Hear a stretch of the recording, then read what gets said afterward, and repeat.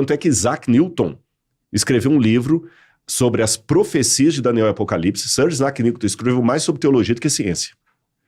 E ele ficava fascinado como é que as profecias cumpriam depois. Você vai mais pro lado da teologia, porque você é teólogo, né? Uhum. A sua arqueologia ela é mais voltada à parte da teologia? Depende. Vou responder de trás para frente. Tá bom. Eu não posso ir para o campo de escavação com um pressuposto teológico, tipo assim, eu vou encontrar aqui tal coisa. Porque se eu fizer isso, eu vou tomar na cabeça em 2 momentos. Em primeiro lugar, eu vou cair no mito, porque tem muito mito. Você vai para Israel, tem muito mito, tem coisa que não tem nada a ver. Você tá entendendo? E eu não quero mentira. Jesus falou, conhecereis a verdade vos libertará. Sim. Então, se esse aqui não foi o copo que teve na Santa Ceia, se eu falar isso aqui foi o cálice sagrado, eu tô mentindo para você e não é assim que Deus vai levar. Então, eu vou cair no mito. Para quem acredita, a assombração aparece. Uhum. Então, eu não posso ir, eu tenho que ir neutro. Mas eu tenho um background de recorte que é a história bíblica que eu estou escavando. Então, eu escavo as coisas que têm relacionamento com a história bíblica. Tá. Apenas um recorte. É como tem arqueólogo que ele é especializado em cultura marajoara. Egípcia. Tem um que é egiptólogo.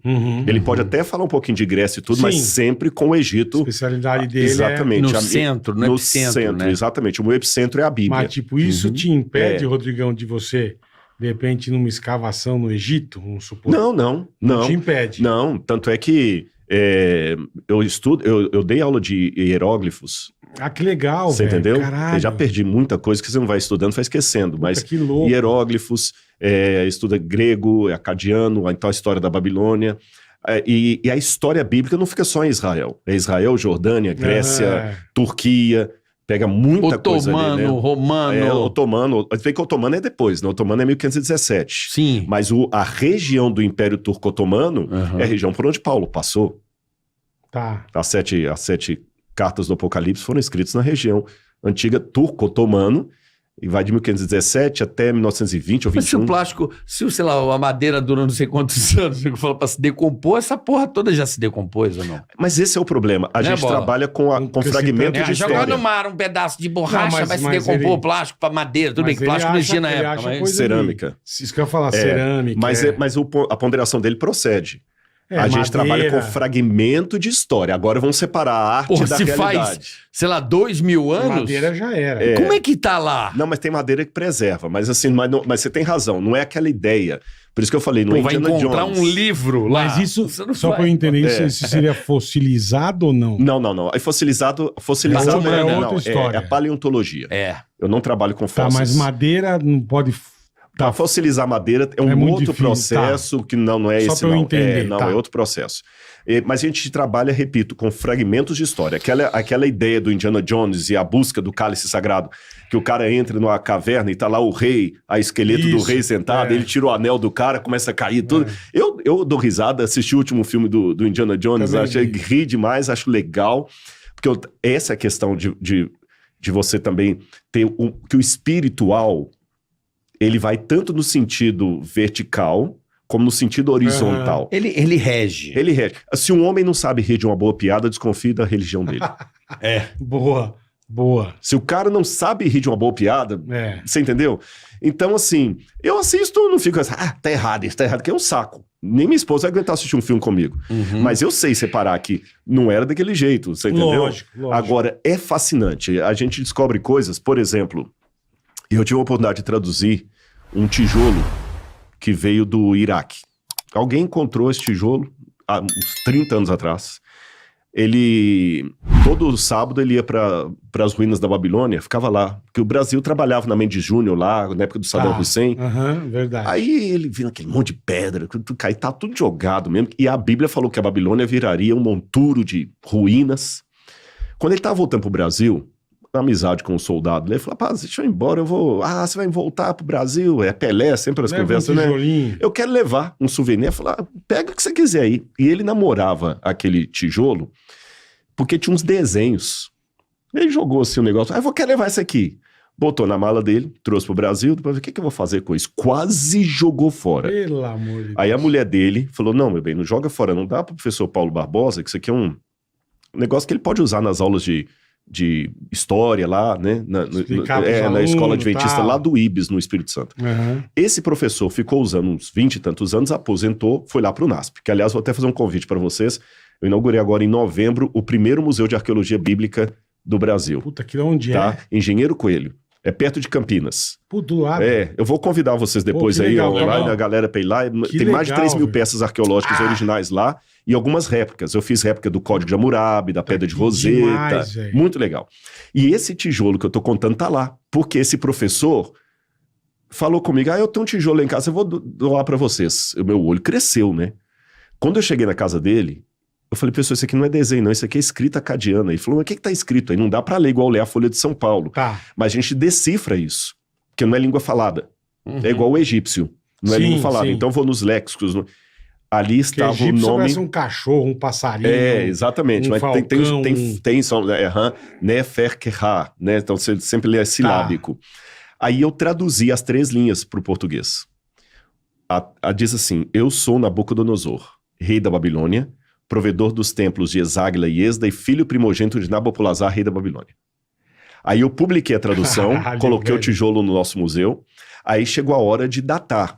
Aí a gente tem um trabalho também de pesquisa com a USP. Não, carbono se usa para matéria orgânica. Tá. Ali eu tive que usar termoluminescência. É uma outra técnica, mas é parecida com o carbono. Para definir o tempo da peça. Ainda como é que consegue 14, isso? É o carbono 14 também. O carbono 14 você vai usar com osso, com matéria orgânica. Como era um tijolo... Entendi, então, teve que usar... É barro. É barro. Só dava se eu tivesse algum pedaço de cerâmica, de madeira ali. Com a cerâmica sobre a termoluminescência. O princípio é quase mesmo do carbono 14. Só que ao invés de ser decaimento, você joga os raios lá e quando ele brilha, tá bom? A técnica, eu entendo bulufas dela. É porque o arqueólogo trabalha em conjunto com o físico. Tá. Então o doutor Casimiro Munita colocou lá na USP, no IPEM, e a gente conseguiu datar. Só que aí vem uma coisa curiosa que... Eu tô dando apenas esse exemplo aqui, pra você ver como é que é fascinante o negócio. Quando datamos lá na USP, a Sônia e o Casimiro Munita, no IPEM, a gente viu que a peça tinha 2.300 anos. Caralho, velho. Mas aí eu tenho um problema. Porque o Nabucodonosor tá 2.600 anos atrás. Ele é do 6º século a.C. Então tava com uma diferença de 200, quase 300 anos. É bastante coisa, né? Aí eu falei, falar que é verdadeiro, mas tá 300 anos depois do cara. Mas essa medição, a precisão dela... 90 anos para... Não, 45 anos para mais ou para menos. Tá. Pô, tá parecendo um Ibope. Aí o Casimiro falou, Casimiro, margem de erro aqui, porque falso não é, porque ninguém é uma falsificação de 2.300 anos, mas verdadeiro também não é, porque não é 2.600 anos. Aí o Casimiro falou assim, Rodrigo, a gente data com a termoluminescência, aí que vê o caso dele, seu especialista, a gente data a última queima do artefato. A última queima. Então teve algum incêndio que essa peça estava lá. Pesquise isso aí. Eu fui pra Londres... As músicas cantam, né? Fogo na Babilônia. Essa eu conheço, não. É impossível, menino, hoje. Essa é do tempo do carnaval lá. Amor. Tem essa música aí. Tem Fogo mesmo? na Babilônia. Mas olha que interessante, eu nem sabia dessa. Essa aí é antiga, viu? É Fogo na Babilônia. Dercy Gonçalves cantou na adolescência. Cantou, na menina. Mas aí eu sei que eu fui pra Londres e lá eu consegui, no Museu Britânico, ver um tablete com escrita cuneiforme, que é a escrita da época, que fala assim, que o prédio do templo de Eságila pegou fogo. O único prédio da Babilônia que pegou fogo na época de Alexandre o Grande. O Alexandre o Grande é 300... Tá lá. Então esse tijolo pertencia àquele prédio que incendiou. Caralho. Porque esse prédio foi o único restaurado. Por isso que deu essa diferença. Por isso essa diferença. Eu falei, então eu tenho a data do incêndio do Alexandre. Agora eu vou colocar isso na Bíblia. Olha como é que a minha fé fica fortalecida. Tipo, se tivesse pegado fogo 500 anos, ia dar a diferença de 500 anos. Exatamente. Entendi. Se esse mesmo tijolo, exatamente. 1000 anos ia dar a diferença. Se ele tivesse agora participado do incêndio do Rio de Janeiro lá, eu ia dar a data do incêndio do Rio. Entendi. Aí eu falei, poxa, então já sei até de qual prédio da Babilônia que era. Era a casa do tesouro do Nabucodonosor, o templo. Agora, quando você vai para a Bíblia, Eu tenho um exemplar da Bíblia ali. Tu não voltou nesse lugar pra pegar mais tijolo, no Iraque é complicado entrar, né? Porque foi o cara que pegou, aí, né? Aqui, olha, alguém achou na internet aí, ó. Tá aqui, ó. Alice Ledinger, Nabucodonosor, Uzur, Lugal, Lacadê. Então ali está, eu sou Nabucodonosor, rei da Babilônia. E cara, que esse loucura, tijolo... Ô, Lauri, faz um favor pra mim. Isso é um puta concreto. Oi? É um mega concreto. É a Bíblia. Dá a mochila aqui. Só cuidado pro Lauri não passar em frente à câmera aí. Pode passar. Passa aí, Lauri. Isso aqui não tem terror, irmão. Eu sei que vocês não têm muita frescura. Não, aqui não tem. Gente, esse aqui é o Lauri Magayeski. Ele que sempre me leva e me traz aí lá do NASP. Obrigado, pronto. Nem toca a bola. Olha que interessante. Não, esse aqui é a Bíblia arqueológica mesmo. Olha que interessante o que o livro de Daniel, que foi um profeta que foi preso na Babilônia, escreveu. Daniel escreveu aqui, ó, Daniel capítulo 1.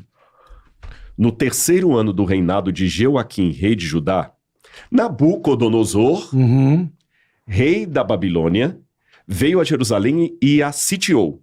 Quer dizer, cercou ali. Cercou. O Senhor entregou nas mãos dele a Jeoaquim, rei de Judá, e alguns dos utensílios da casa de Deus. Nabucodonosor levou esses utensílios para a terra de Sinar, para o templo do seu Deus, e pôs na casa do tesouro do seu Deus. Qual foi o B.O.? Em 587 a.C., Nabucodonosor destruiu o templo de Jerusalém, 6º século. Tá. E ele pegou as coisas mais sagradas que os judeus tinham e levou para a Babilônia.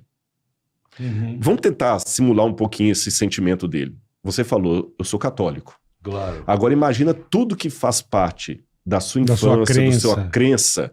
Você vai ser levado como empregado de um outro país, aprendendo forçadamente a língua do outro país, sendo humilhado, e quando você passar na porta do templo daquele país, você olha lá para dentro, e aquela imagem de Aparecida, que era tão cara para você, tá ali jogada num canto, como se fosse um museu de bestialidades. Você vai virar o demônio. Mas o que você pode fazer? Nada. Mas a dor. Poxa, então, você lembra da sua mãe. Aí você identifica até que o terço que tá lá de qualquer jeito foi o terço que você via sua avózinha rezando lá. Claro. E tá lá da maneira mais desacralizada possível. Bravo, né? Muito bravo. E Daniel ficou arrasado. Então agora eu já imagino Daniel vendo essas coisas dentro do museu do Nabucodonosor. E no livro de Daniel tem profecias que se cumpriram milênios depois de Daniel. Tanto é que Isaac Newton escreveu um livro sobre as profecias de Daniel e Apocalipse. Sir Isaac Newton escreveu mais sobre teologia do que ciência. E ele ficava fascinado como é que as profecias cumpriam depois. E no final do livro de Daniel tá desanimado com tanto sofrimento. Deus fala assim, Daniel, guarda as palavras desse livro, fecha o livro agora, porque no futuro muita gente vai conhecer o seu livro. O saber dele se multiplicará. Daniel capítulo 12, está no mesmo livro aqui. Agora vamos juntar as peças do quebra-cabeça? Olha que emocionante. Hoje, aquela inscrição que Daniel leu pessoalmente nas paredes do templo de Eságila, olhando lá para dentro e vendo os objetos sagrados de Jerusalém destruídos, aquela inscrição que ele leu em situação de humilhação, hoje está num outro museu no Brasil, mostrando para o mundo que o livro de Daniel procede do ponto de vista arqueológico, histórico e teológico. Que louco. Aí eu olho pra mim mesmo quando eu tenho meus problemas, minhas dificuldades, porque vocês riem, mas eu imagino quantas vezes vocês não foram dar um show, tendo que contar aquela piada e dando aquela gargalhada, assim, vem forçando, porque você tá com um problema de saúde, alguém da família lá, e você não pode. Algumas vezes. Tá contratado, você não vai falar assim, desculpa, eu não vou, porque eu tô... Você tá ali, eu imagino. Eu separar o pessoal do profissional, não é tão fácil, mas você tem que fazer. Dúvida. Então, eu penso assim, tem momentos na vida que eu tô tão triste, mas eu olho para aquele tijolo ali no museu e lembro, calma, a história só acaba quando termina. Cara, isso é demais. Então, toda essa digressão aqui foi para responder a sua pergunta. Até que ponto vai o arqueólogo e o teólogo? Você está notando que, na verdade, é um ciclo... Uma fusão.